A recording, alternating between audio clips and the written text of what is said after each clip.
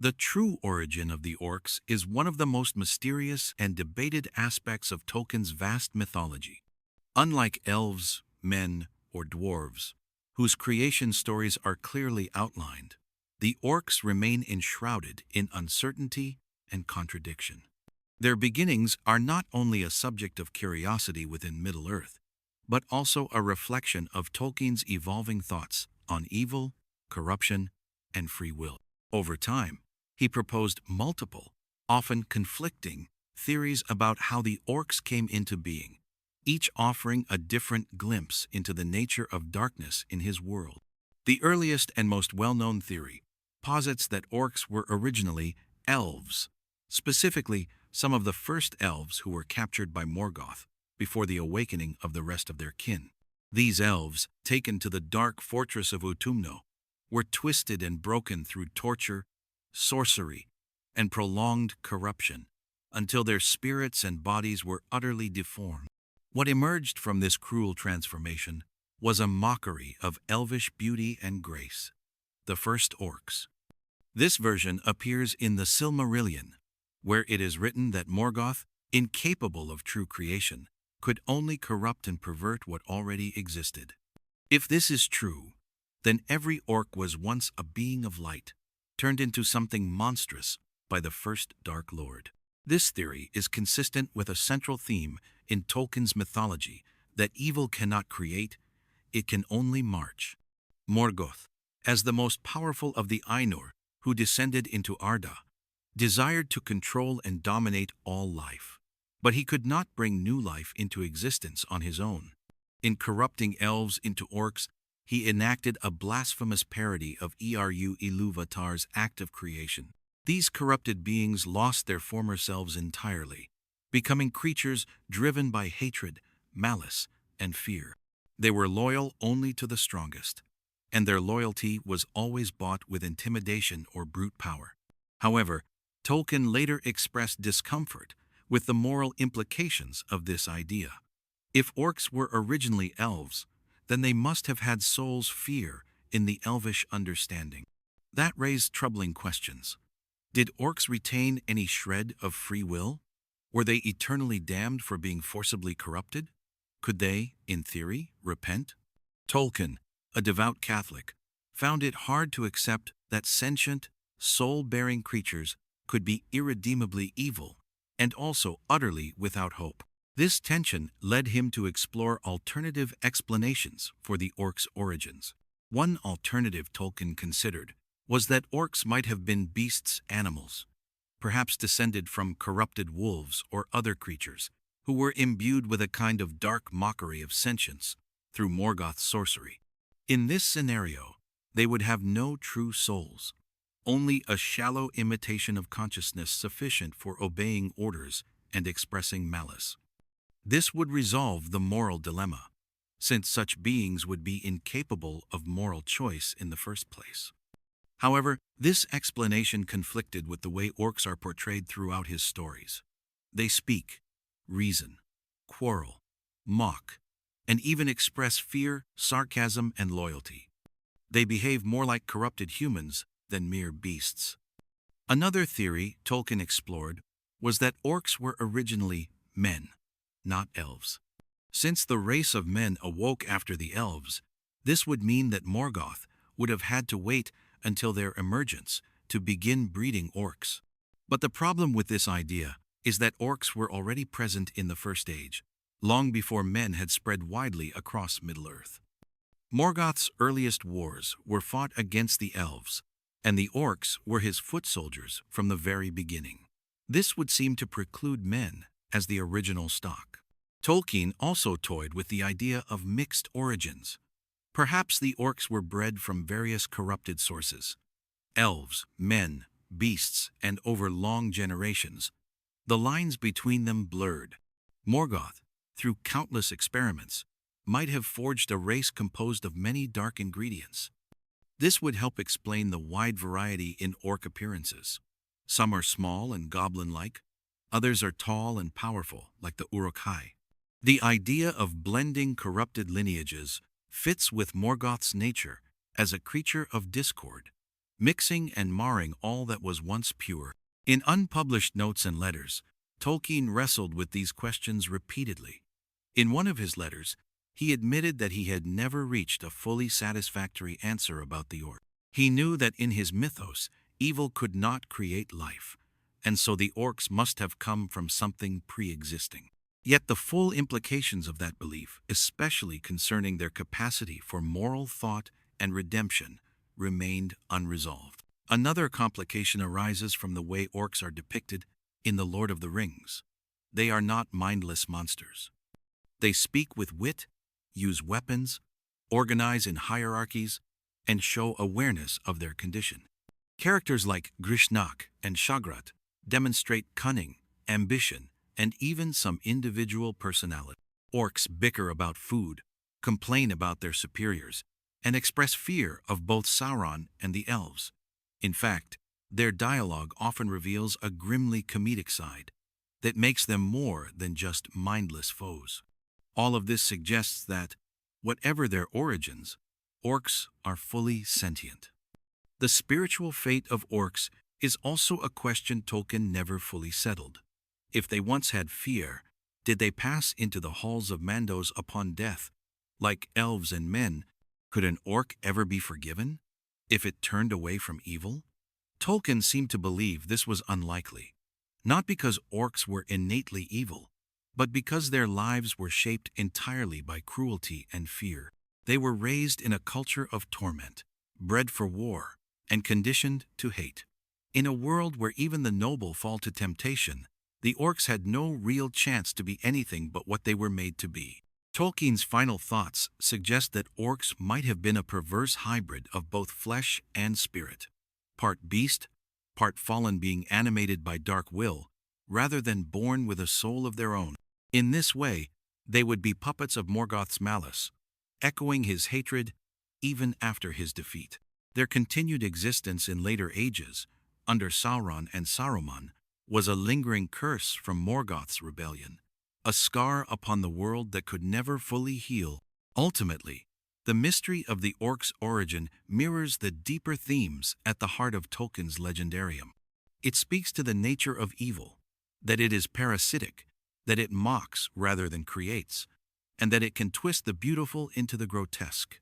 The Orcs are a living symbol of this corruption, shadows of what might have been, shaped by the will of a dark power who sought to rival the Creator. Their story is tragic not just because of what they do, but because of what they might once have been.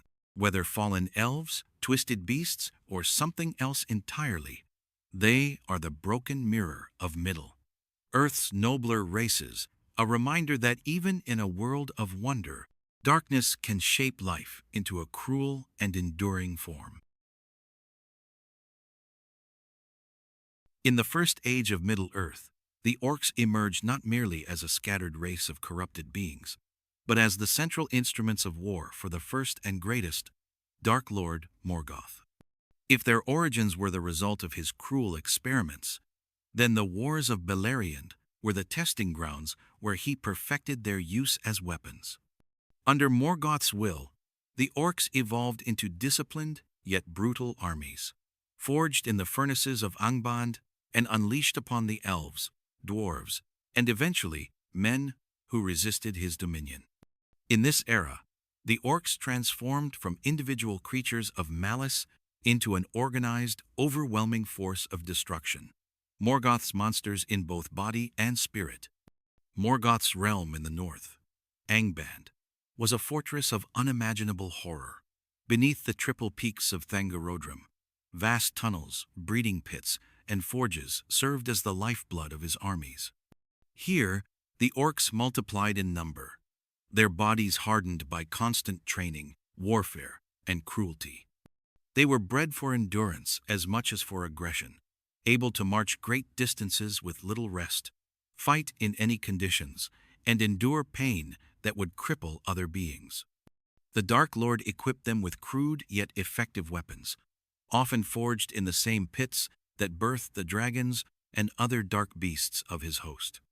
When Morgoth first unleashed them upon Beleriand, the Orcs were numerous enough to pose a serious threat even to the mighty Noldor elves, who had recently returned from Valinor in pursuit of Morgoth.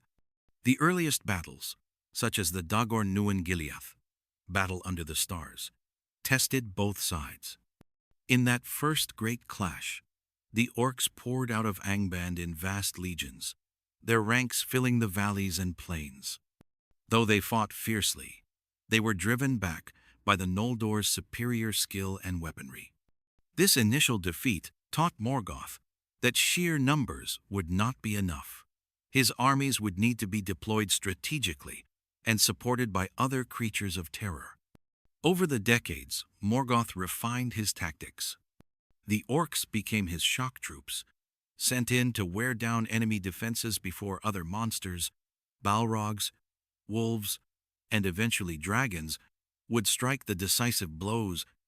One of their most devastating campaigns came during the Dagor Bragollach, the Battle of Sudden Flame. After decades of siege by the forces of the elves, Morgoth broke the long stalemate by unleashing rivers of fire from Thangorodrim's furnaces, followed by wave after wave of orcs pouring into the ruined strongholds of the Noldor. In this chaotic assault, the orcs overran large swaths of territory, slaughtering countless elves and forcing even the greatest kingdoms of Beleriand to retreat. The Dagor Bragollach proved that under Morgoth's command, the orcs were not just raiders, they were the instruments of mass conquest. The orcs were not merely tools of destruction. They were also weapons of terror. Morgoth understood that fear could break even the strongest defenses. His orcs were known to mutilate the dead, burn crops, and poison wells, ensuring that the lands they conquered would be uninhabitable for their enemies. Captives were dragged back to Angband, where they were tortured for information or turned into thralls. These tactics demoralized entire regions, making resistance far more difficult. Orcs were bred to be cruel, not just to fight, but to instill lasting dread in those who survived their onslaught. One of the most infamous displays of orc strength in the First Age came during the fall of Gondolin. This hidden elven city had remained untouched for centuries, a beacon of light and hope in a land dominated by Morgoth's darkness. But betrayal from within revealed its location, and Morgoth sent an army unlike any that had been seen before. The Orcs, supported by Balrogs, dragons, and other war beasts, descended upon Gondolin with merciless precision. They flooded the streets, cutting down warriors and civilians alike. The slaughter was absolute by the end. The once proud city was nothing but smoldering ruins, its people either slain or scattered. The Orcs' role in the destruction of Gondolin cemented their place as Morgoth's most relentless and effective servants. Even in battles they did not win, the Orcs' sheer resilience kept Morgoth's enemies from achieving lasting victory. After major defeats, such as the Nirnaeth Arnodiad, the Battle of Unnumbered Tears, they would retreat to Angband, only to re-emerge in fresh waves, replenished and rearmed. Morgoth's breeding pits ensured that any losses were swiftly replaced. Unlike elves or men, orcs bred quickly and in great numbers, making it nearly impossible to wipe them out entirely. This constant renewal of forces allowed Morgoth to maintain a war of attrition, grinding down his enemies over centuries. Their loyalty to Morgoth was not born of love or respect, but of absolute domination. Orcs feared him above all else, knowing that failure or disobedience would be met with cruel punishment. Yet within their own ranks, they often turned on each other, fighting for scraps of power or favor. Morgoth used this internal strife to his advantage, ensuring that no orc leader could rise high enough to challenge his authority. Even the most capable captains were kept in check through fear and manipulation. By the end of the First Age, the Orcs had become synonymous with Morgoth's reign of terror. They were the living embodiment of his corruption beings, twisted from their natural form into perpetual instruments of war. While Balrogs and dragons were rarer and more destructive in singular moments, it was the Orcs who waged the day-to-day battles, who held the lines, who occupied conquered lands, and who enforced Morgoth's will on a massive scale. When Morgoth was finally defeated and cast into the void at the end of the War of Wrath, his orc armies were broken but not entirely destroyed. Many were slaughtered by the combined forces of elves, men, and the Valar, but others fled, scattering into the mountains and dark places of Middle-earth. These remnants would go on to trouble the world for thousands of years, eventually finding new masters in the Second and Third Ages. In the First Age, however, they were more than just a nuisance or a footnote in history. They were the hammer and anvil of Morgoth's war machine, forged in the pits of Angband and wielded with devastating effect. Their legacy from this time would echo through the ages, for every act of orcish cruelty in later eras had its roots in the monstrous campaigns of their First Age ancestors. They were Morgoth's monsters, in the truest sense born of his malice, sustained by his will, and unleashed to shatter the light of the world. The cataclysmic War of Wrath marked the end of Morgoth's dominion in Middle-earth, but it did not mark the end of his creations. As the Valar's host descended upon Beleriand in a fury of divine wrath, Morgoth's armies, led by dragons, Balrogs, and legions of orcs, were utterly broken. The orcs, once a disciplined and terrifying force under Morgoth's iron grip, were cast into chaos with the collapse of their dark master's realm. Without Morgoth's will to unify and control them, the orcs were no longer an empire of war. They were a shattered and leaderless race, scattered across the remnants of the continent. In the immediate aftermath of Morgoth's downfall, most of his creatures were destroyed in the apocalyptic battles that sundered the land itself. Angband was torn asunder, and the peaks of Thangorodrim were cast down. The sheer might of the Valar left no doubt. Morgoth's reign was over. Many orcs died in the ruin of their strongholds, or were hunted down by the victorious forces of elves and men. Yet, not all were slain. In the confusion and devastation, numerous bands of orcs fled into the mountains and wilderness of Middle-earth. They abandoned the wreckage of Beleriand, much of which sank beneath the sea, and journeyed eastward into lands untouched by the Great War. Deprived of leadership, purpose, and structure, these surviving orcs descended into internal chaos. Morgoth had ruled through terror and domination, and without that centralized control, the orc tribes turned on each other. Old rivalries erupted into violent conflict. Tribes fought over food, shelter, and dominance. Without the commanding presence of a Dark Lord to unite them under a common banner, the orcs regressed into smaller, scattered warbands that roamed the mountains and forests, avoiding contact with the more organized societies of elves, dwarves, and men. Their dispersal led to the formation of distinct groups of orcs, adapted to different regions and circumstances. In the Misty Mountains, some orcs made their home deep within the caverns and tunnels, forming a network of strongholds such as Mount Gundabad, a place that would remain important to orc kind for centuries. In the eastern lands, far from the eyes of the Valar and their allies, other tribes wandered freely, surviving as raiders, mercenaries, or primitive warbands. Though their numbers dwindled in the centuries after Morgoth's fall, the orcs endured, lurking in the shadows and breeding in secret. The absence of a unifying power also resulted in a gradual decline in the discipline and coordination that had once characterized Morgoth's armies. Orcs became more bestial and chaotic, reverting to a state of brutal survivalism. Their weapons grew cruder, their armor less uniform. The vast siege engines and sophisticated strategies once used in the Great Wars of Beleriand were forgotten. The orcs no longer fought grand campaigns. They fought each other, or preyed on isolated settlements. Where once they had marched as legions, now they scuttled like vermin through the ruins of the world. Despite their decline, the orcs were never completely vanquished. They were stubborn survivors, capable of enduring even in the most inhospitable environments. Their hatred for the free peoples of Middle-earth remained undiminished. Though they lacked the power to challenge the great kingdoms alone, they would occasionally unite under powerful chieftains, or under the influence of dark spirits that wandered the world after Morgoth's exile.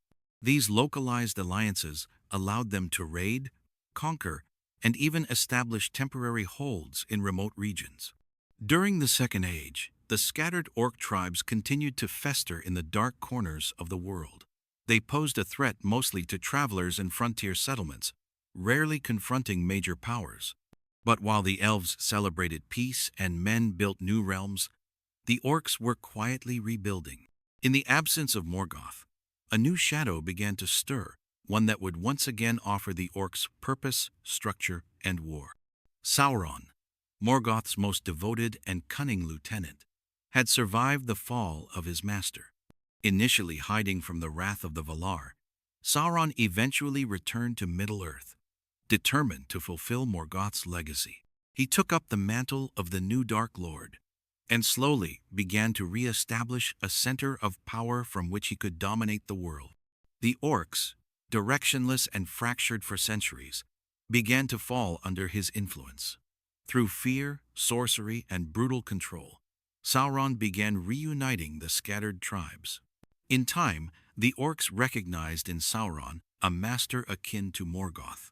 Though not as powerful as the first Dark Lord, Sauron possessed the same tyrannical presence and the knowledge to bend lesser wills to his own.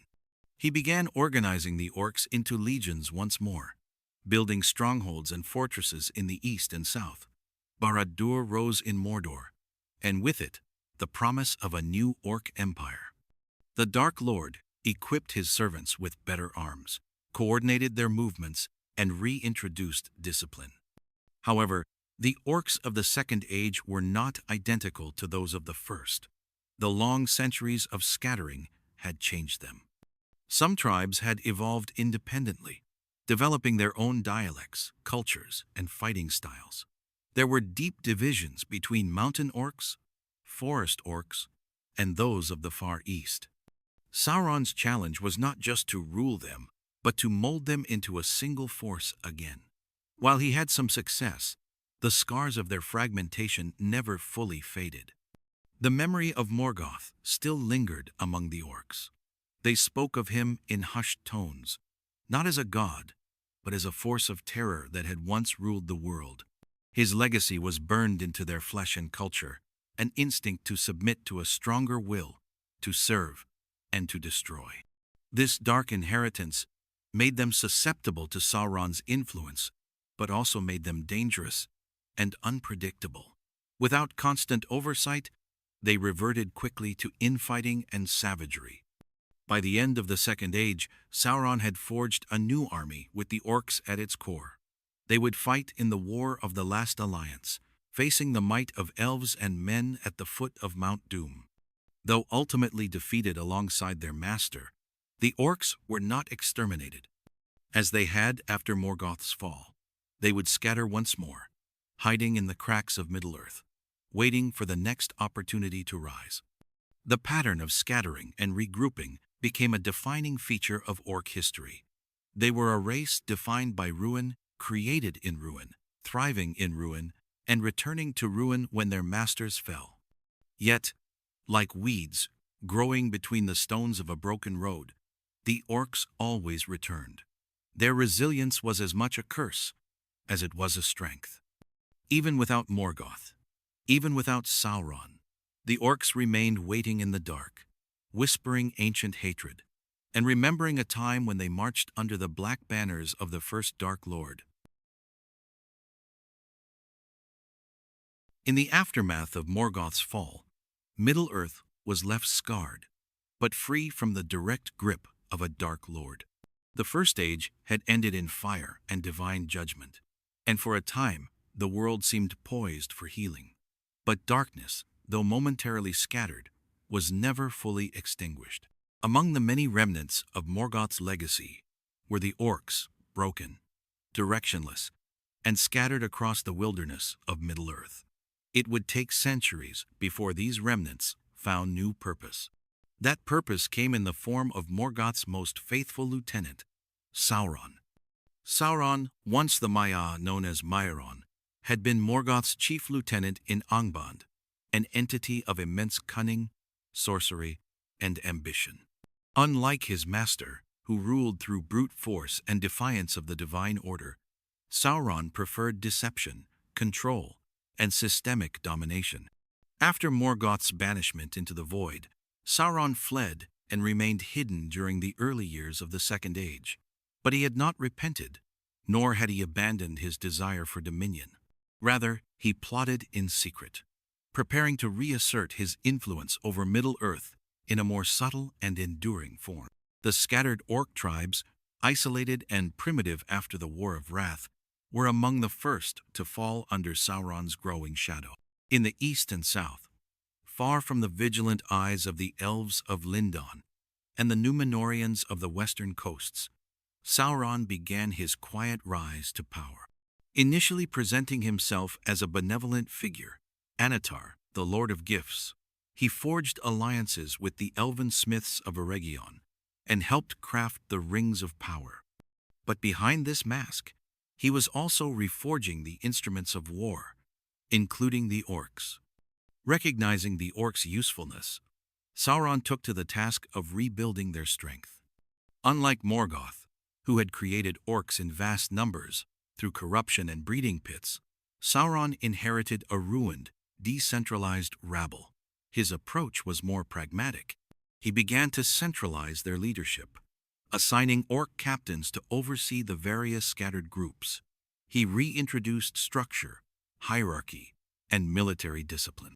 Through fear, sorcery, and promise of plunder, Sauron bent the Orcs to his will, reviving a unified military force in his image. In the land of Mordor, Sauron established his stronghold. Around the volcanic mountain of Orodruin, later called Mount Doom, he constructed fortresses and forges, breeding new generations of Orcs and arming them with more refined weapons and armor. Barad-dûr, the Dark Tower, began to rise as the center of his power. From this bastion, Sauron oversaw the transformation of the Orcs from wandering marauders into a war machine. As Sauron's power grew, so did his ambitions. His desire to dominate the elves and subvert the free peoples culminated in the creation of the One Ring, a master ring to control all others. It was during this period that the Orcs became vital once more. No longer just mindless brutes, they were legions, an army capable of coordinated assaults, ambushes, and prolonged warfare. Their return to organized military life came just in time for Sauron's first major campaign, the War of the Elves and Sauron. This war, fought in the middle of the Second Age, erupted when the elves of Eregion discovered Sauron's treachery.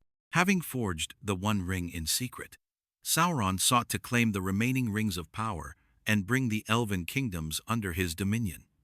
To accomplish this, he unleashed his newly forged Orc armies. They stormed out of Mordor and swept across Eriador, laying waste to the lands between the Misty Mountains and Lindon. Eregion, the elven city of smiths and artisans, was utterly destroyed. Celebrimbor, its leader and the craftsman of the rings, was captured and tortured to death. The Orcs played a central role in this devastation. No longer disorganized raiders, they moved in formations, coordinated with siege engines, and followed complex orders. Sauron's influence had elevated them from savages to soldiers. Though the elves, aided by the Númenóreans, eventually pushed back Sauron's forces and reclaimed much of Eriador, the damage had been done. The Orcs had proven themselves once more as instruments of large-scale conquest. Over the next centuries, Sauron's strength continued to grow, though temporarily beaten back by the Númenórean king Tar-Minastir. He regrouped in Mordor, rebuilding his fortress and refining his command of the Orcs. Even as the power of Númenor waxed in the west, Sauron's influence spread across the east and south, bringing men into his service and refining the military complex of his domain. When the Númenóreans fell into corruption and pride, it was Sauron who hastened their downfall. After surrendering to Ar-Pharazôn and being taken as a hostage to Númenor, he used his influence to corrupt the king and his people. This led to the eventual destruction of Númenor by the Valar. But Sauron's spirit survived the cataclysm, returning to Middle-earth with renewed malice. Though his physical form was lost, his will endured, and with it, his command over the Orcs. With the fall of Numenor and the establishment of Gondor and Arnor by the surviving Númenóreans, Sauron moved quickly to reassert control. He returned to Mordor and openly declared himself as Dark Lord once again. Barad-dûr was rebuilt, and the Orc armies were summoned in even greater numbers. The final years of the Second Age would be dominated by Sauron's most ambitious military campaign, the War of the Last Alliance. The War of the Last Alliance was the culmination of centuries of preparation. Elendil and Gil-galad, leaders of men and elves respectively, united to confront Sauron before his power became irreversible. In response, Sauron unleashed the full might of Mordor. His orcs, bolstered by centuries of breeding and training, marched in numbers unseen since the First Age. They manned the walls of Barad-dûr, swarmed across Dagorlad, and clashed with the armies of the West in a conflict of immense scale. The Orcs were instrumental in this war, acting as the backbone of Sauron's military might. They fought in massive formations, wielded advanced siege tactics, and demonstrated a level of coordination far beyond that of their wandering ancestors. The Battle of Dagorlad, fought on the desolate plain outside the Black Gate, saw tens of thousands of Orcs clash with the armies of the Last Alliance. Though they inflicted heavy losses, they were eventually driven back, and Barad-dûr was besieged. Even in defeat, the Orcs fought with a tenacity born of fear and indoctrination. Inside Barad-dûr, they resisted for 7 years, enduring starvation, bombardment, and hopeless odds. Only when Sauron himself emerged and was ultimately defeated by Isildur did the siege end. With their master vanquished, the remaining Orcs fled, once again scattering into the dark corners of Middle-earth. Sauron's defeat at the end of the Second Age shattered his armies, but it did not end the Orcs. As before, they survived the fall of their master, taking refuge in the mountains, forests, and ruined strongholds. They had been reforged, disciplined, and weaponized, and those traits did not vanish with Sauron's temporary demise. The systems he had put in place, the command hierarchies, breeding practices, and warcraft persisted. The Orcs would endure the Third Age, ready to serve once more when the shadow inevitably rose again. Sauron's rise had transformed the Orcs from the chaotic remnants of Morgoth's legacy into a formidable military force. He had given them new purpose, new structure, and new war. Under his leadership, they evolved into something far more dangerous. Not just monsters, but an army capable of shaping the course of history. His fall would not be the end, but merely a pause in the long, dark legacy of the Orcs of Middle-earth. With the defeat of Sauron at the end of the Second Age, the free peoples of Middle-earth entered a time of relative peace. But it was a fragile peace, and beneath its surface, the remnants of evil still stirred. Among these remnants were the Orcs' brutal survivors of 2 fallen Dark Lords. Though scattered and leaderless in the early centuries of the Third Age, they never vanished. Instead, they adapted, hiding in the forgotten corners of the world and slowly rebuilding their strength. While the great kingdoms of men rose and fell, while the elves waned and the dwarves delved deep, the Orcs waited in the shadows, and eventually they would return to the front lines of history. In the early Third Age, the Orcs no longer served a single unifying master. With the One Ring lost and Sauron diminished, the remnants of his armies splintered into independent bands. These groups fled into remote and inhospitable regions, mountain ranges, deep forests, and the remnants of old fortresses. The Misty Mountains became one of their central strongholds. Within its dark tunnels and vast cave systems, Orcs established colonies, the most infamous of which was in Mount Gundabad, long held sacred by the dwarves.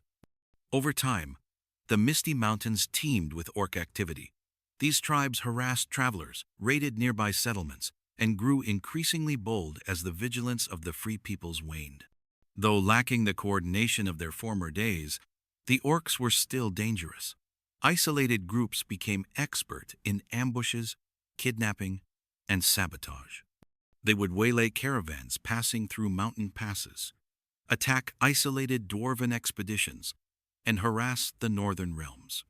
The decline of Arnor in the north, due to internal divisions and constant warfare with the Witch King of Angmar, created a vacuum into which orcs and other dark creatures eagerly crept.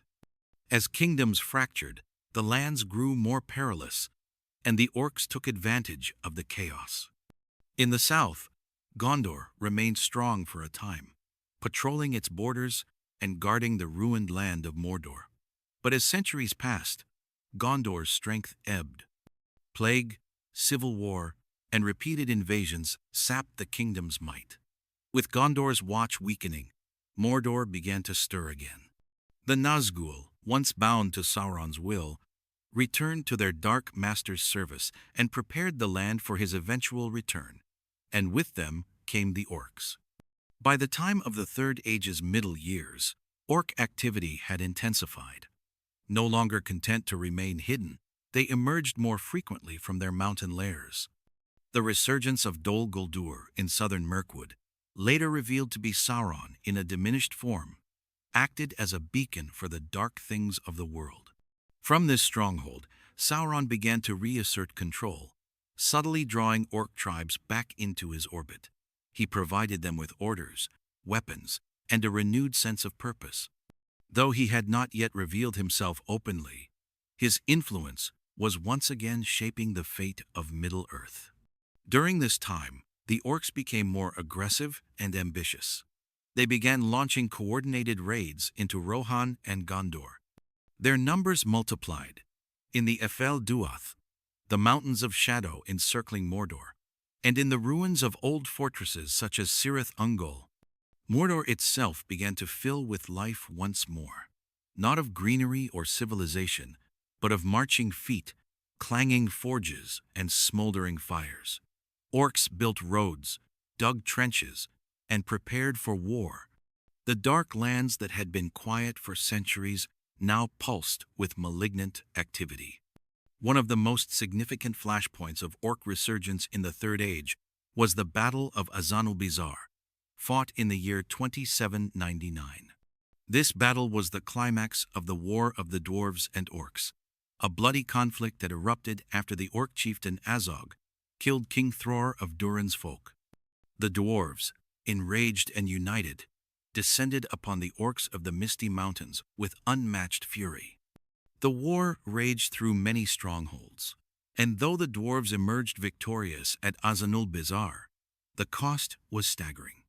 Countless orcs were slain, but the survivors retreated deeper into the mountains, licking their wounds and vowing vengeance. Despite this devastating loss, orcs remained a dominant presence in the Misty Mountains. Goblins, a term often used interchangeably with orcs, though sometimes implying smaller or more cowardly breeds, infested the depths of places like Goblin Town near the High Pass. It was here that Bilbo Baggins would later encounter them during the quest of Thorin Oakenshield, showcasing the continued danger they posed even decades after their apparent defeat. As the Third Age neared its final centuries, a new force emerged to reshape the orcs once again: Saruman the White. Once the chief of the Istari and the head of the White Council, Saruman fell into pride and envy. Consumed by a desire for power and mastery over Sauron, he began breeding his own orcs in secret beneath the Tower of Orthanc in Isengard. His creations were different, stronger, larger, and more intelligent. These were the Uruk-hai, a brutal fusion of orc and human traits. Unlike their predecessors, the Uruk-hai could move in daylight, marched in disciplined formations, and obeyed orders with precision. Saruman's armies, though smaller than Sauron's, represented a terrifying evolution of orc kind. They were used in targeted campaigns, most notably in the war against Rohan. The Battle of Helm's Deep and the sacking of villages throughout the Westfold demonstrated the lethality of these new orc legions. Saruman had turned the orcs into shock troops of war, mechanized and remorseless, loyal to none but himself. their chant of death as they marched to war became a symbol of the new darkness rising in the west. Meanwhile, Sauron's return in Mordor was complete. By the time of the War of the Ring, the Black Lands swelled with armies. The Orcs under Sauron's command were vast in number, drawn from the depths of the east and the farthest reaches of the mountains. Towers like Barad-dûr and Minas Morgul poured forth legions. Orcs of various kinds marched together, mountain goblins, black Uruks, and twisted half-breeds. They were no longer disparate tribes but a unified war host under the eye of their master. In this final great conflict of the Third Age, Orcs played a pivotal role in nearly every major battle. They stormed Osgiliath, besieged Minas Tirith, and occupied Caer Andros. They marched across Ithilien, terrorized the Dead Marshes, and guarded the treacherous paths of Cirith Ungol. At the Battle of the Pelennor Fields, countless Orcs perished alongside Haradrim, Easterlings, and Trolls, forming the backbone of Sauron's military might. And when the forces of the West marched to the Black Gate to confront Sauron directly, it was again the Orcs who poured forth in overwhelming numbers, threatening to end the age in fire and ruin. But as had happened before, the fall of their master spelled the collapse of their power. With the destruction of the One Ring, Sauron was utterly unmade, and with him, the order he had imposed upon the Orcs dissolved. Leaderless once more, they broke ranks in panic. Many were slain by the free peoples. Others fled into the shadows from whence they came. The armies of Mordor disintegrated, not with honor or resistance, but with fear and chaos, a fitting end to a race long ruled by tyranny. Even in defeat, however, the Orcs did not vanish entirely. Some tribes undoubtedly survived in the wild places of the world. The Misty Mountains, Mirkwood, and the Ephel-Duath likely remained infested for many years to come. Yet without Sauron or Saruman to organize and command them, they would revert again to their fragmented feral nature. The cycle continued, from scattered raiders to armies of conquest and back again, to creatures of the dark, lurking just out of sight. Throughout the Third Age, the Orcs proved that they were not merely relics of an older, darker time. They were ever-present, growing, adapting, and waiting. Whether hiding in mountain caves or marching beneath the banners of dark lords, they remained a constant threat, a shadow that never fully faded. Though the free peoples of Middle-earth fought valiantly to preserve their lands, they could never truly forget that somewhere, in the dark corners of the world, the Orcs still stirred. Deep in the heart of Isengard, beneath the obsidian tower of Orthanc, Saruman the White turned from wisdom to ambition, and from guidance to domination. Once the leader of the Istari wise beings, sent by the Valar to aid Middle-earth, Saruman fell to envy and pride. Obsessed with Sauron's growing power and the ancient might of Morgoth, he resolved to forge his own path to supremacy. But to claim such dominion, he would need an army unlike any seen before. From twisted knowledge and dark experimentation, Saruman brought forth a terrifying new breed of warrior, the Uruk-hai. The Uruk-hai were not merely stronger orcs, they were something more. Larger than standard orcs, more intelligent than goblins, and more disciplined than the degenerate tribes of the Misty Mountains. The Uruk-hai represented a deliberate fusion of dark sorcery and brutal breeding. While Tolkien never fully clarified their origins, it is strongly suggested that Saruman created them by crossing orcs with corrupted men, perhaps forcibly. This unholy mixture produced creatures that inherited the strength and stamina of men, while retaining the ferocity and aggression of orcs. The result was a soldier built for conquest, tall, broad, fast, fearless, and most importantly, unbound by the usual weaknesses of their kin. The greatest innovation of the Uruk-hai was their immunity to sunlight. Traditional orcs and goblins were known to hate the sun, shrinking from it and growing sluggish beneath its rays. The Uruk-hai, however, could march and fight by day without hesitation. This trait alone changed the dynamics of warfare. It meant Saruman's forces could launch surprise attacks at dawn, travel with relentless pace, and siege cities without waiting for nightfall. In an age where darkness had always been a shield for evil, the Uruk-hai shattered the rules. Their physical form reflected their purpose. Clad in black iron and thick armor, the Uruk-hai bore helmets with slits like predator eyes and mouths like snarling beasts. Their weapons were brutal, wide, heavy blades designed for hacking through shields and limbs. Their shields bore the white hand of Saruman, stamped as both a mark of their creator and a symbol of their obedience. Unlike other orcs who were wild, erratic, and prone to infighting, the Uruk-hai were orderly. They moved in columns, took commands without question, and obeyed leadership without hesitation. Saruman had instilled in them not just brutality, but military efficiency. Their training went beyond raw violence. Saruman drilled them in formation tactics, siege warfare, and strategy.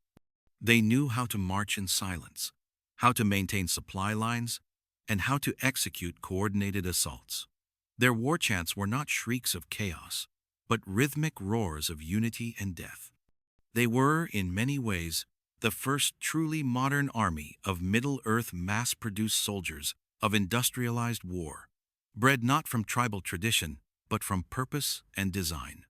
The first major test of the Uruk-hai's effectiveness came in their pursuit of the Fellowship. After the breaking of the Fellowship at Amen Hen, a company of Uruk-hai, under the command of Ugluk, was sent to capture the halflings Merry and Pippin, whom Saruman believed to be in possession of the One Ring. This mission showcased their discipline and ruthlessness. They slaughtered Boromir, held their ranks, and refused to succumb to the infighting typical of mixed orc companies. Even when joined by lesser goblins from Mordor, they maintained command and adhered strictly to Saruman's orders. When the Mordor orc Grishnach threatened to eat the hobbits, Ugluk executed him for insubordination. These were not typical orcs. They were professional, and they were terrifying. From that mission, Saruman escalated to total war. With the kingdom of Rohan weakened by internal treachery and external raids, Saruman launched a full invasion. 10,000 Uruk-hai, along with siege weapons and beasts of burden, marched from Isengard under cover of night and daylight alike. Their destination, Helm's Deep. This ancient fortress, nestled in the mountains of the White Mountains, was the last refuge of the Rohirrim, a people famed for their cavalry, but ill-prepared for a full-scale siege. The Battle of Helm's Deep would become one of the defining moments of the War of the Ring, and the Uruk-hai were its architects of terror. They approached in disciplined ranks, bearing siege ladders, explosives, and grappling hooks. They attacked the walls in waves, never hesitating, never breaking formation. They used explosives to blast apart the deeping wall, flooding the fortress with their warriors. The Rohirrim, brave though they were, had never faced such a force. This was not the kind of battle they were trained for. These were not raiders, they were invaders. They fought like men, but without mercy. For hours, the Uruk-hai held the upper hand. Their numbers, strength, and tactical discipline overwhelmed the defenders. Even as elves from Lothlorien arrived to support the Rohirrim, the tide remained against the free peoples. It seemed that Helm's Deep would fall, that the age of men would be broken from within by a wizard's betrayal and a new breed of monster. But dawn brought salvation. Gandalf, returned from death and astride Shadowfax, rode with the riders of the Westfold down upon the Uruk-hai's flanks. The tide turned in a heartbeat. Caught between the fortress defenders and the charging cavalry, the Uruk-hai were annihilated. Thousands perished in the gorge below, trampled, cut down, or driven into the woods where the trees awakened by the anger of the Ents seemed to take vengeance of their own. This defeat was not just a tactical blow to Saruman. It was the unraveling of his entire war effort. Without the Uruk-hai, he had no army. Without his army, he had no leverage against Rohan or Gondor. The Ents, having destroyed the forges and breeding pits of Isengard, ensured that no more Uruk-hai would be made. Saruman, once the most powerful of the White Council, was now a prisoner in his own tower, his dreams of dominion reduced to ash. And yet, the legacy of the Uruk-hai endured. They were proof that evil could evolve not just as a corrupting force, but as an industrial one. Morgoth had created monsters, and Sauron had bred armies, but Saruman had designed soldiers. The Uruk-hai were efficient, loyal, and terrifying. They represented the terrifying blend of intelligence and savagery, of modern warfare and ancient malice. Their brief existence marked a new kind of threat in Middle-earth, one not born from shadow alone, but from science, twisted by pride. While many of them perished at Helm's Deep, or were hunted down in the aftermath, it is possible that some survived, slipping back into the world to lead lesser orcs or terrorize remote regions. But without Saruman's command, they lost their structure, their purpose, and their discipline. Like a machine stripped of its engine, they eventually rusted and faded into obscurity. The Uruk-hai were Saruman's masterpiece and his downfall. They were the weapon he forged to rival Sauron and to subjugate the free peoples. But in the end, they were also a warning, a vision of what happens when knowledge is stripped of wisdom and power is pursued without restraint. In the blood-stained fields of Helm's Deep and the flooded pits of Isengard, their story ended. But for a time, they were the most fearsome force Middle-earth had ever seen. Creatures who did not fear the sun, did not question orders, and did not hesitate to kill. They were the pinnacle of Orcish evolution and the embodiment of Saruman's fall. Beneath the snarling violence and grotesque exterior, Orc society possessed a brutal but functional structure, one forged in blood, fear, and domination. While often dismissed as mindless beasts, the Orcs of Middle-earth were far from disorganized savages. Their culture, such as it was, revolved around a simple, brutal truth. Strength was power, weakness was death. From the lowest goblin runt in a mountain cave to the towering Uruk-hai captains of Mordor, every orc lived within a system where obedience was extracted through pain, language was shaped by hatred, and belief was inseparable from fear. Orc culture had no room for art, joy, or peace. Instead, it revolved around utility, survival, and subjugation. They were a race born and bred for war. Their values reflected the realities of their existence: cruelty, cunning, endurance, and absolute submission to power. While other cultures in Middle-earth prized beauty, honor, or wisdom, the Orcs revered brutality. The most respected among them were not the wise or the just, but those who could kill, intimidate, or command through violence. Any semblance of social mobility came through the blade. An orc could rise only by slaying a superior, surviving the attempt, and cowing those below into submission. This emphasis on dominance created a volatile and constantly shifting hierarchy. There were no elections, councils, or noble bloodlines. Leadership was not inherited, it was taken. A stronger or more vicious orc could kill their superior and claim command. Such usurpation was not only expected, but encouraged by their dark masters, who knew that constant fear kept the ranks obedient. Captains and warlords lived in paranoia, always watching their backs, while underlings schemed for their positions. It was a hierarchy without stability, but one that functioned under the constant threat of annihilation. Communication among orcs was as brutal as their behavior. They spoke a variety of languages, though none were their own in origin. In Tolkien's Legendarium, the Black Speech of Mordor, created by Sauron himself, was the only attempt at a unified language for orcs. Crafted to be harsh, guttural, and wholly unpleasant, the Black Speech was meant to be spoken across all of Sauron's armies. Its most infamous example was the inscription on the One Ring: Ash Nazg Durbatuluk, Ash Nazg Gimbatul, Ash Nazg Thrakatuluk, Ach Berzum Ishi Krimpatul. One ring to rule them all, one ring to find them, one ring to bring them all, and in the darkness bind them. However, the black speech never fully took hold among the common orcs.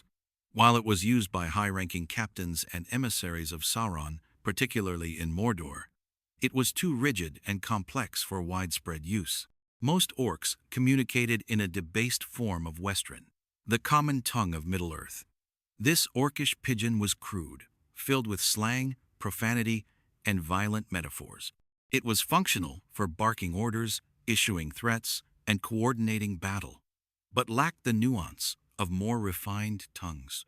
It was a language shaped by necessity and brutality, perfect for a race that lived and died by the sword. Despite their tribal divisions and geographical spread, orcs across Middle-earth shared a common culture of fear and obedience. Their social structures typically consisted of a warband led by a dominant captain, who in turn might report to a more powerful warlord or regional commander. In large armies, like those of Sauron or Saruman, multiple bands were assembled into legions under centralized leadership. Even in these cases, cohesion was maintained only through terror and force. If a commander showed weakness, the ranks could collapse into infighting. What held them together then was not loyalty or kinship, but the overwhelming power of the dark figures they served. Orcs feared their masters more than they hated their enemies. This fear was foundational to their society. In Mordor, Sauron was not merely a ruler, he was an ever-present force, embodied in the eye that watched all. The orcs spoke of him in whispers, calling him the Great Eye, the Lidless Eye, or simply he. They dared not speak his name casually. His presence in Barad-dûr radiated dread across the land, and his servants enforced his will with uncompromising brutality. In Isengard, Saruman instilled a similar atmosphere of terror among his Uruk-hai. Though he lacked the spiritual force of Sauron, he compensated with strict discipline, clear orders, and brutal retribution. The White Hand marked not only allegiance, but ownership. The Uruk-hai were not permitted the chaos of tribal squabbles. Saruman's rule was cold, militarized, and calculated. His forces were drilled in formation and taught to obey without hesitation. Still, their culture remained built on dominance. The strongest led, and the weak obeyed or died. Despite this grim structure, orcs were not without intelligence or personality. Many showed cunning in battle, craftiness in sabotage, and even dark humor. Characters like Shagrat and Gorbag, two orc captains in Mordor, demonstrate the cynical, sarcastic, and bitter worldview of orc kind. They gossip, speculate about their superiors, and even contemplate desertion. Their conversations reveal that orcs were aware of the futility of their lives, resentful of their masters, and constantly seeking ways to survive just a little longer, in a world that offered them nothing but servitude and pain. Religion, in the conventional sense, was absent from orc society. They did not worship deities or uphold spiritual traditions. Instead, their reverence was toward power itself. Morgoth, Sauron, and later Saruman were not gods, they were masters. To an orc, divinity was not something to love or seek, only to fear and obey. This nihilistic view shaped everything about them. They built no monuments, sang no songs of joy, and left no legacy beyond destruction. They were the embodiment of corrupted will, driven not by aspiration, but by survival and violence. Even in their few moments of clarity, orcs expressed an understanding of their own condition. Some seemed to grasp that they were bred for evil, that their lives were tools for the ambitions of others. And yet, they had no power to change it. This made their existence all the more tragic. Unlike elves or men who could rise, repent, or create beauty, orcs were locked in a cycle of torment, unable to imagine a world beyond pain and war. Their culture, then, was one of broken mirrors, reflecting the cruelty of the masters who shaped them. It was a culture where language was a weapon, hierarchy was a chain of violence, and belief was merely fear dressed in obedience. They had no heroes, only survivors. No myths, only scars. And no hope, only orders. In the end, Orc culture stood as a grim parody of the free peoples of Middle-earth. Where men built cities, Orcs built fortresses. Where elves composed songs, Orcs spat curses. Where dwarves crafted beauty from stone, Orcs forged instruments of slaughter. Their hierarchy was not one of honor, but of terror. Their language was not a bridge between souls, but a tool for domination. And their society was not a civilization, it was a machine of war, fueled by misery and destined to destroy itself from within. Throughout the vast and violent history of Middle-earth, the Orcs appeared time and again as a formidable force, hordes of bristling armor, snarling beasts of war, who terrorized the free peoples with unrelenting fury. They man the towers of Barad-dûr, pour from the misty mountains, and storm the walls of Helm's Deep in crushing waves.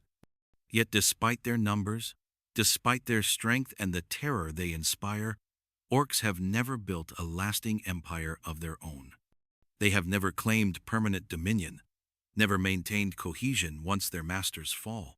Time and again their conquests crumble, their strongholds collapse, their victories turn to dust.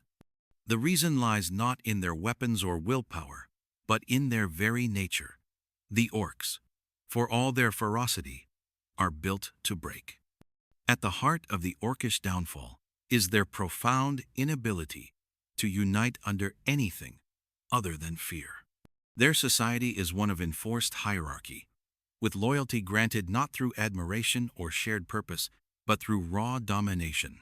Orcs follow strength, nothing more, nothing less. The moment a leader falters, another rises to slit their throat and take their place. This system creates a culture of paranoia, betrayal, and constant instability. Even when united under powerful figures like Morgoth, Sauron, or Saruman, their cohesion is maintained by external pressure alone. Remove the master, and the machine collapses into chaos. Infighting among Orcs is not an occasional problem, it is a structural inevitability. Whether in the tunnels of the Misty Mountains or the camps of Mordor, Orcs frequently turn on each other. Skirmishes over food, power, or wounded pride are commonplace. Captains must enforce discipline with fear and violence, knowing that the moment they appear weak, their own underlings will strike. In such an environment, long-term planning is impossible. Trust is non-existent. Every alliance is a temporary convenience, and every subordinate is a future rival. Even in the midst of battle, this tendency toward treachery and disunity can be seen. During the War of the Ring, when Frodo is captured and taken to the Tower of Cirith Ungol, the Orc garrisons of Shagrat and Gorbag, both captains in Sauron's army, descend into violent conflict over loot and jurisdiction. What begins as a power struggle quickly devolves into open slaughter. By the time the dust settles, nearly every Orc in the tower is dead, not by the hand of the enemy, but by their own. This kind of self-destruction is not an exception. It is the norm. Cowardice also plays a significant role in Orcish fragility.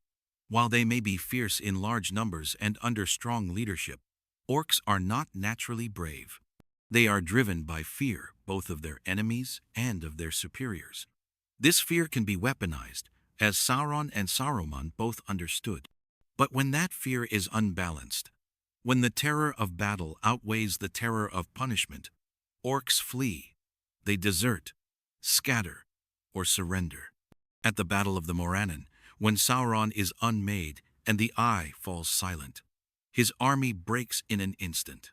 The Orcs do not rally. They do not fight to the death. They turn and run, overcome by panic. It is not loyalty that binds them, it is fear. And fear evaporates with the fall of power.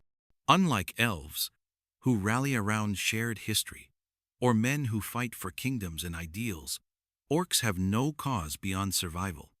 They do not build nations, preserve knowledge, or fight for something greater than themselves. They are bred to serve, conditioned to obey, and abandoned when their usefulness expires. Their masters, be it Morgoth, Sauron, or Saruman, do not empower them, they use them. And the Orcs, having no culture of their own outside of subjugation, accept this role. They are the hammer, not the hand. They are the blade, not the will. When the hand falls, the hammer shatters. This dependence on external authority is precisely what ensures their failure. When Morgoth was defeated at the end of the First Age, his legions of Orcs were left rudderless.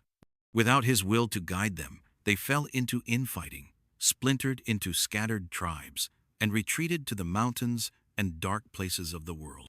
Some of them would eventually be reabsorbed into Sauron's armies, but they never reformed anything resembling the war machine they once were. When Sauron fell at the end of the Second Age, the cycle repeated. And again, in the War of the Ring, the pattern played out exactly as before. The armies of darkness, vast and terrible, crumbled into chaos the moment their master was gone. Even Saruman's Uruk-hai, perhaps the most disciplined and promising strain of Orc, were not immune. Once Isengard fell and Saruman was imprisoned, the Uruk-hai lost their leadership, their purpose, and ultimately, their existence. They had no legacy, no culture to sustain them without Saruman's hand. They were tools, and tools, once broken, are discarded. This systemic fragility is not a design flaw, it is the design. Morgoth, Sauron, and Saruman all shaped Orcs to serve, not to think, not to create, not to lead. They were engineered for obedience, not independence.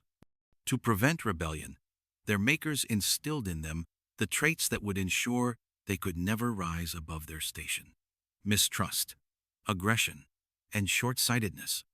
The same qualities that made them terrifying in battle guaranteed they would never endure in peace.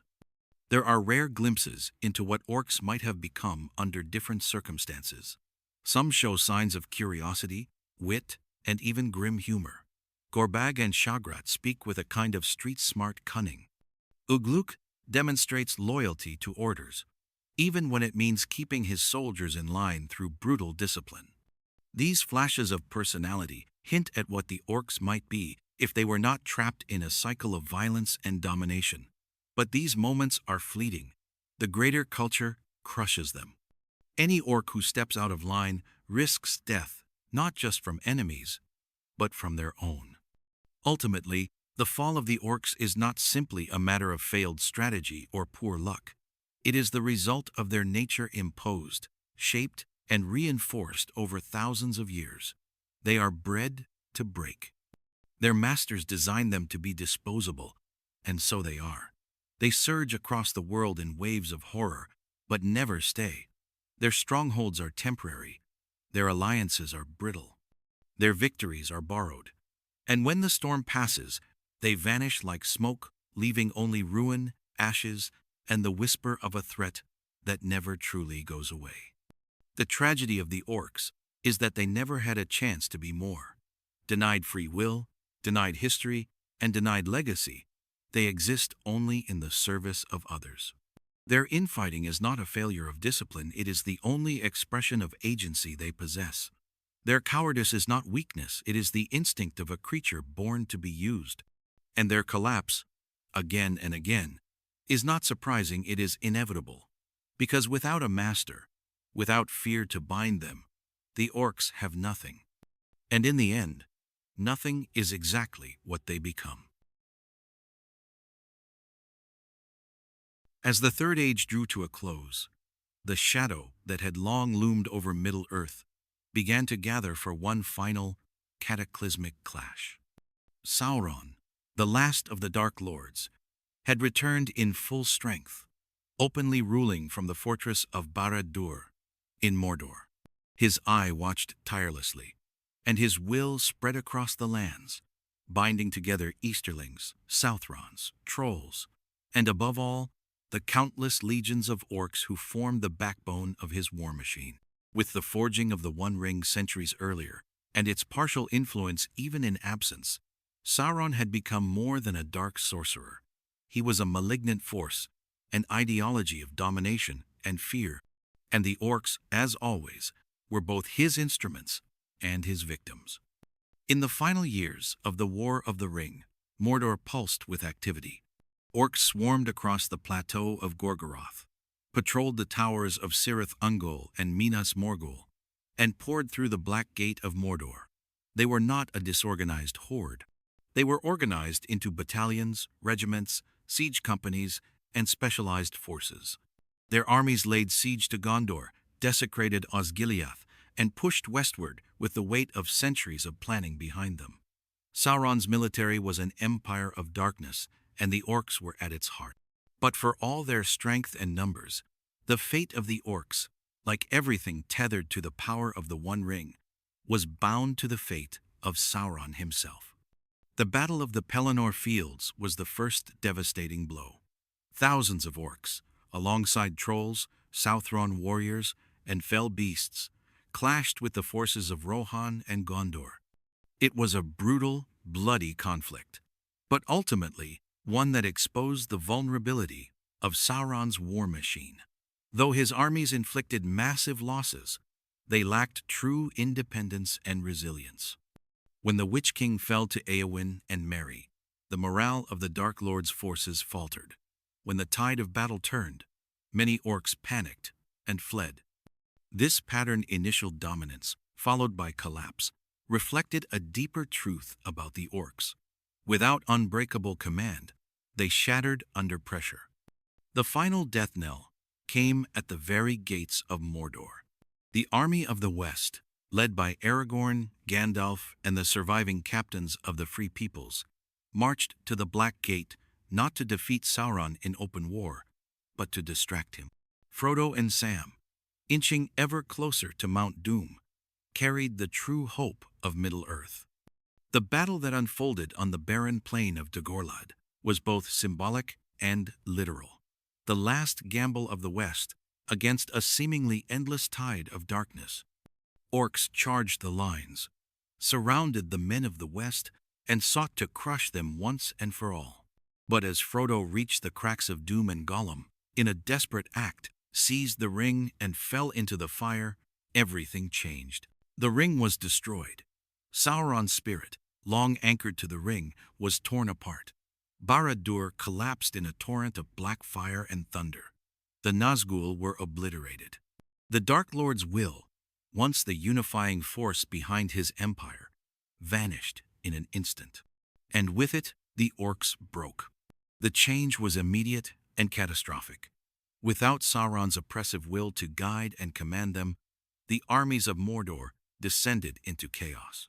The soldiers of the West watched as orcs turned on each other, fled blindly into the wilderness, or were swallowed by the earthquakes and eruptions that tore open the land.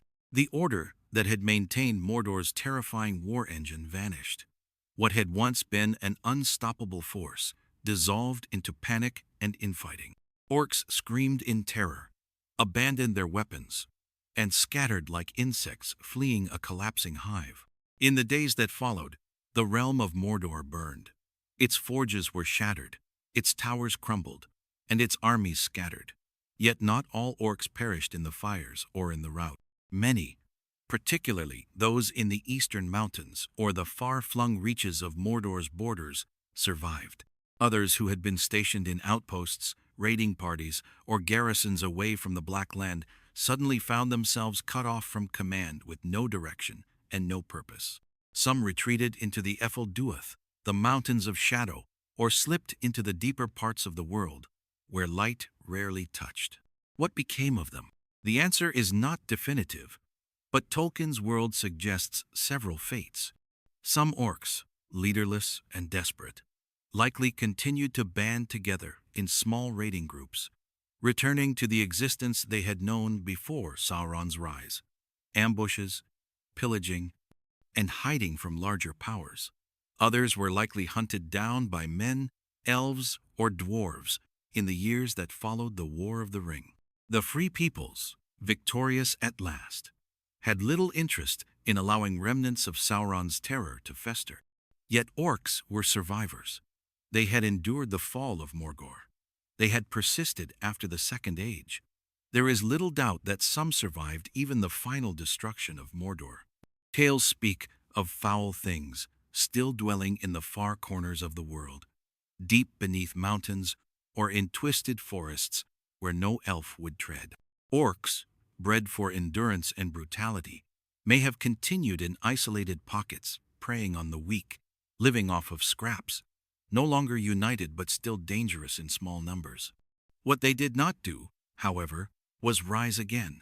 The centralized orc armies, the legions of Mordor, the legions of Isengard, were gone.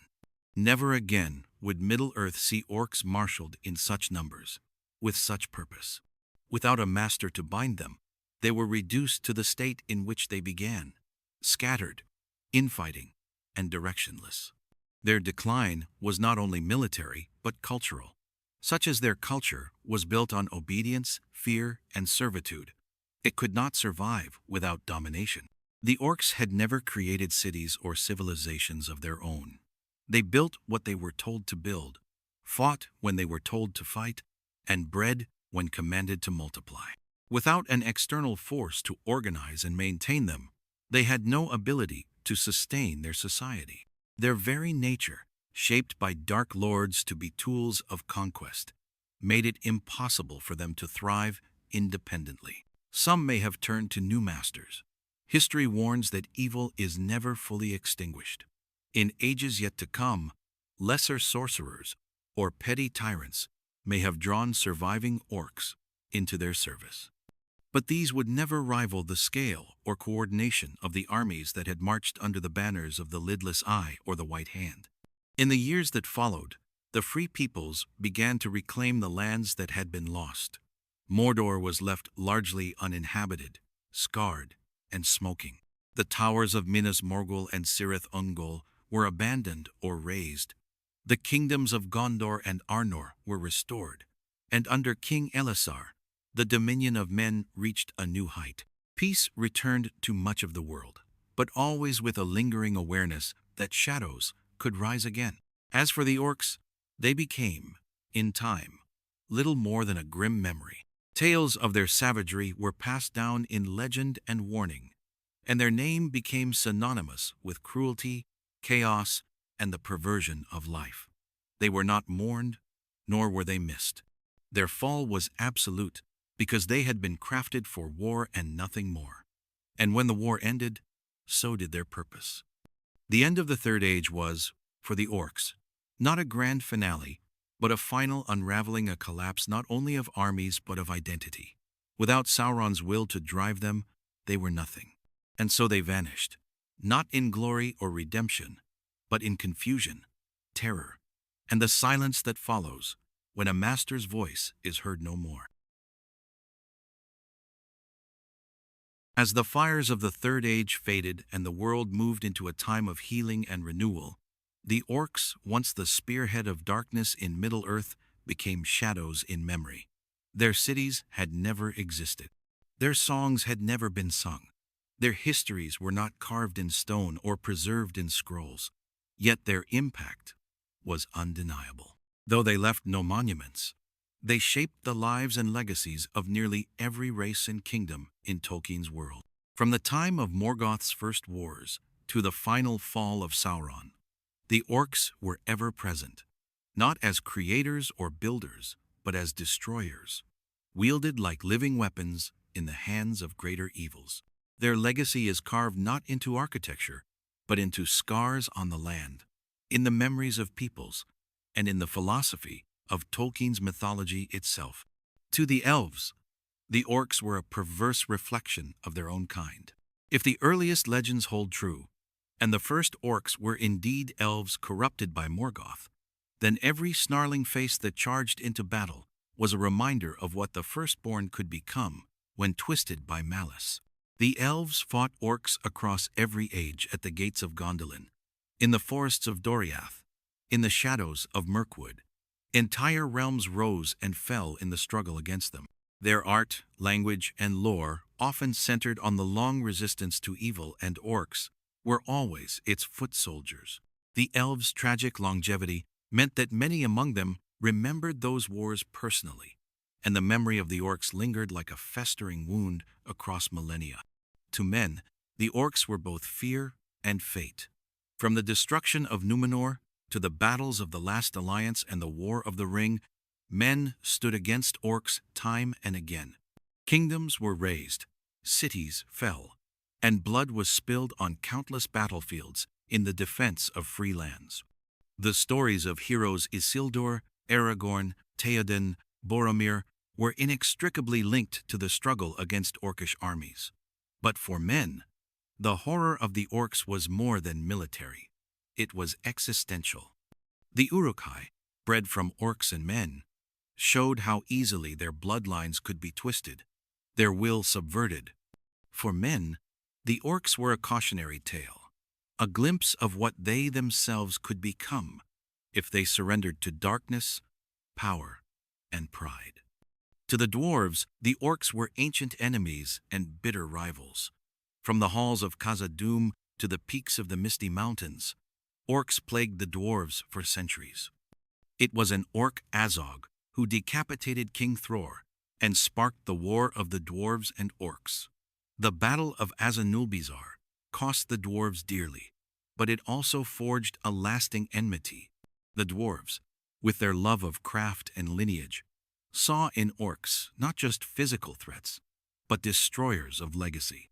Where dwarves carved kingdoms from stone, orcs infested those ruins like vermin, defiling sacred spaces with filth and decay. They were not just enemies of life, they were enemies of memory.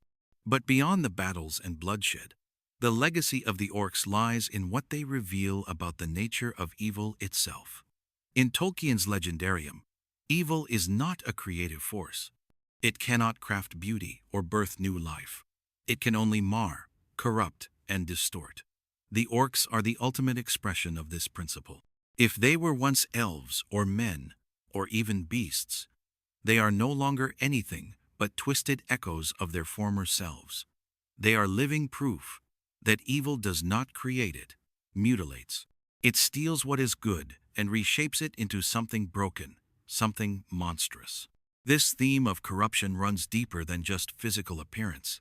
The orcs were not merely misshapen in form, they were mutilated in spirit. They were denied the capacity for joy, for compassion, for free will. They were bred to hate, to serve, to kill. And yet, there are brief, flickering moments in Tolkien's work that suggest something more complex. In The Two Towers, the orcs Gorbag and Shagrat engage in a conversation that hints at dreams of a life beyond servitude. "Nice work for one of those garrison lads," says one. "Give me the Shire for a holiday," says another. It's a small moment, easily overlooked, but it suggests that even within these tormented beings, there is a glimmer, however faint, of something more. This touches on another of Tolkien's great themes, the dehumanization of the enemy. Orcs are often seen as faceless foes, monstrous in both behavior and appearance. But Tolkien, a veteran of the First World War, understood the danger of seeing enemies as less than sentient. In his letters, he expressed discomfort with the idea of orcs being irredeemably evil if they were truly sentient. It troubled him, morally and philosophically. While the stories portray orcs as savage and irredeemable, the author himself questioned whether any race could be so wholly devoid of hope. In this, the orcs become more than just monsters. They become a mirror, showing us what happens when beings are denied agency, when life is reduced to servitude, and when power is enforced through fear alone. They are the inevitable outcome of domination unchecked, of creation without compassion. They are a warning. And yet, despite their tragic implications, the orcs are also essential to the mythology of Middle-earth. Without them, the greatness of its heroes would be diminished. Without their threat, the courage of elves, men, and dwarves would not shine so brightly. Every moment of triumph in Tolkien's world, Frodo casting the ring into Mount Doom, Aragorn leading the charge at the Black Gate, Gimli and Legolas battling side by side, is magnified by the darkness they stand against. The orcs, in their countless hordes, are that darkness made flesh. As the ages turned and the world changed, the orcs became creatures of legend.